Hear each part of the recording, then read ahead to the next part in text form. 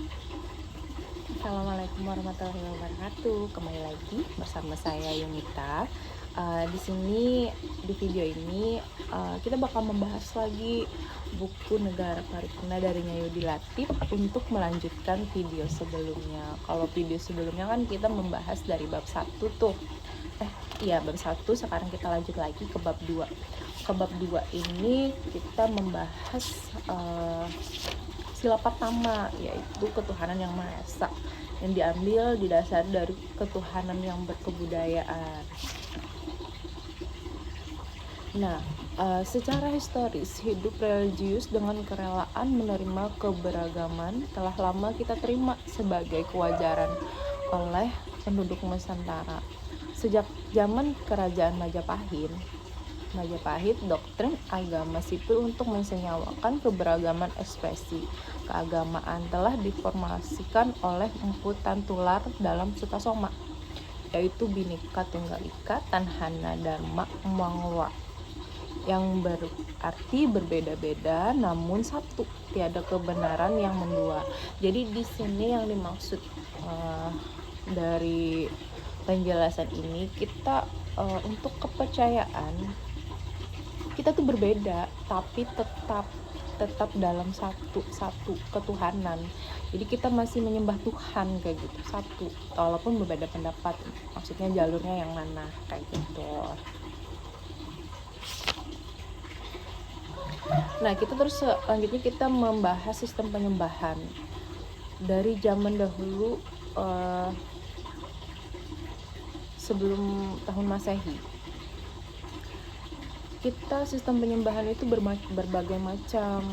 Sebelumnya kita tuh masih tergantung sepenuhnya pada alam, fenomena-fenomena alam seperti bulan, bintang, matahari, petir, angin, laut menjadi sesembahan. Jadi ada yang menyembah bulan, ada yang menyembah angin, ada yang menyembah laut, ada yang menyembah macam-macam. Nah, di situ kan masih sistem penyembahan terus berlanjut sampai ke mulai manusia itu mulai mendomestikasikan binatang sebagai sesembahan. Jadi mereka berharap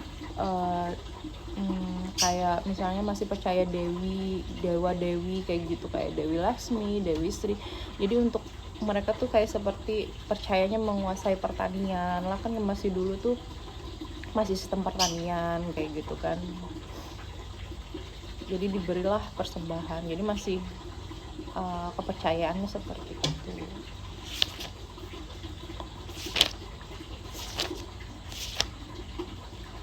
Terus kita lanjut membahas ketuhanan dalam perumusan Pancasila dalam konstitusi.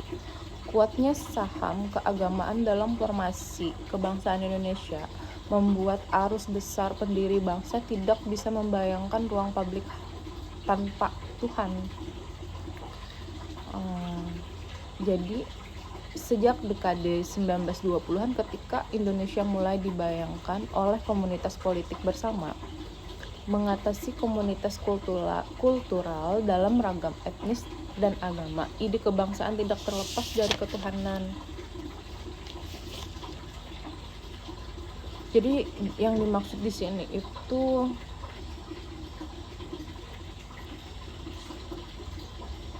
keagamaan itu memperkuat formasi kebangsaan. Jadi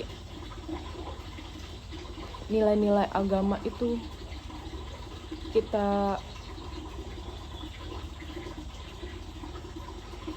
bisa nilai-nilai keagamaan itu bisa mengatasi komunitas kultural. Jadi banyak banget nilai-nilai agama yang bagus untuk membangun bangsa Indonesia ini kayak gitu. Karena kita perlu bentuk toleransi tadi antar agama, terus hormat saling menghormati, harga saling menghargai kayak gitu. Banyak lagi nilai-nilai baik dari kita bertuhan, nilai-nilai ketuhanan. Selanjutnya, nasionalisme kita ialah nasionalisme ketimuran dan sekali-kali bukan nasionalisme kebarat-baratan. Nah, yang ini menurut perkataan si Erdas adalah suatu nasionalisme yang menyerang-nyerang, suatu nasionalisme yang mengejar keperluannya sendiri.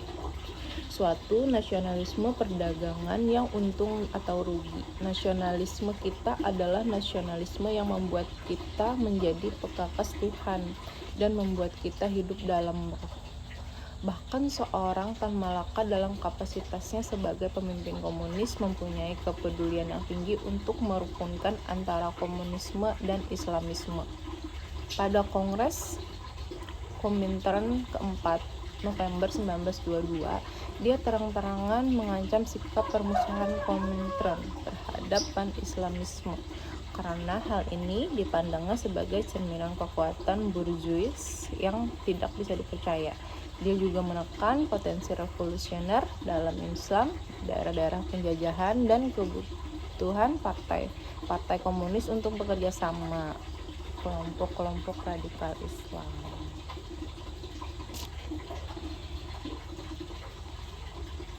Jadi yang dimaksud di sini nilai ketuhanan, masih nilai ketuhanan dalam politik negara. Jadi dia kalau Islam dalam politik negara, dia tidak pasti mementingkan kepentingan bersama, tidak untuk dirinya sendiri kayak gitu. Jadi itulah pentingnya nilai agama. Lanjut, golongan Islam berpandangan bahwa negara tidak bisa dipisahkan dari agama, sedangkan golongan kebangsaan berpandangan bahwa negara haknya netral terhadap agama. Namun demikian, di dalam masing-masing golongan ini pun terdapat nuansa perbedaan pandangan di dalam golongan Islam. Tidak semua menghendaki penyatuan sepenuhnya antara Islam dan negara. Demikian pula halnya dalam golongan kebangsaan.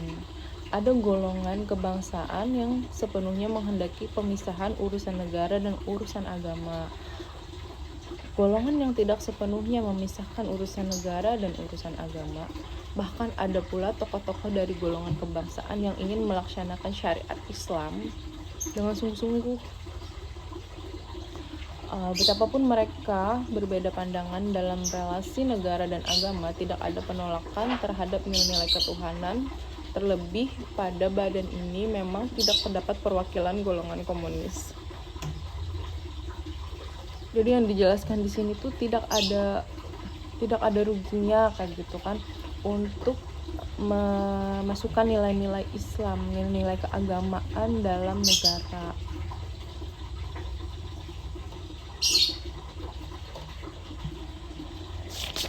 Lanjut,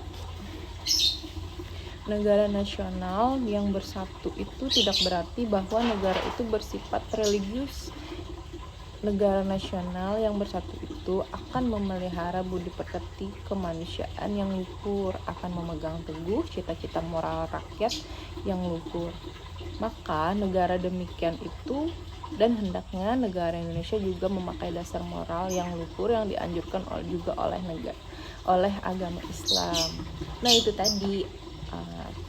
Jadi nilai-nilai agama itu banyak yang semua baik lah kayak gitu, nggak ada yang mengajarkan yang kayak bercerai-berai, terus pemberontakan. Semua yang diajarkan agama itu baik, tentang moral, terus budi pekerti yang baik. Jadi diri kita pun menjalani contohnya menjalani politik ataupun perkelompokan di negara itu menerapkan nilai-nilai agama tersebut, karena